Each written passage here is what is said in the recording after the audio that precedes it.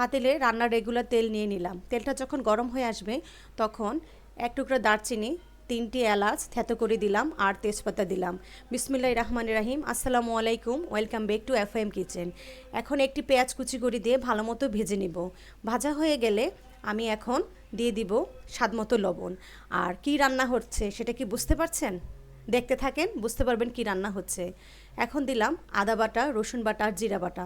জিরা বাটা না থাকলে জিরা গুঁড়াও দিতে পারেন, তবে জিরা বাটা দিলে রান্নার স্বাদ সেই গুণ বেড়ে যায়। কি রান্না করছি বুঝতে পেরেছেন? এখানে 1 কেজি পোলার চাল আমি ভালো মতো ধুয়ে পানি ঝরিয়ে নিয়েছি। আমি রান্না করব আজকে ভেজিটেবল দিয়ে পোলাও। পোলার চালটা আমি ভালো মতো কষিয়ে নিব।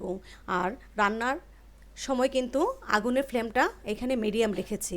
এখন দিলাম গাজর গ্রেট করে আর কিছু বরবটি কুচি।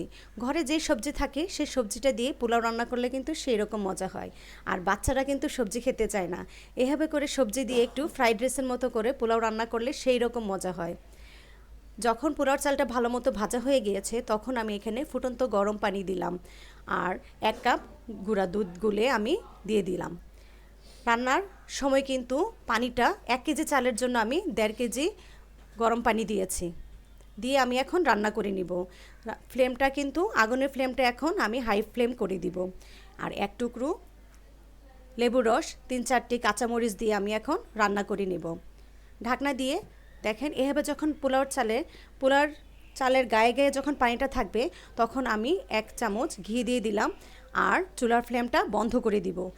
এই চুলার ফ্লেমটা এখন বন্ধ করে দিলে কিন্তু সুন্দর করে পোলাওটা ভালো মতো হয়ে যায়, খুব সুন্দর ঝরঝরে হয়, দমে রাখার কোনো প্রয়োজন নেই।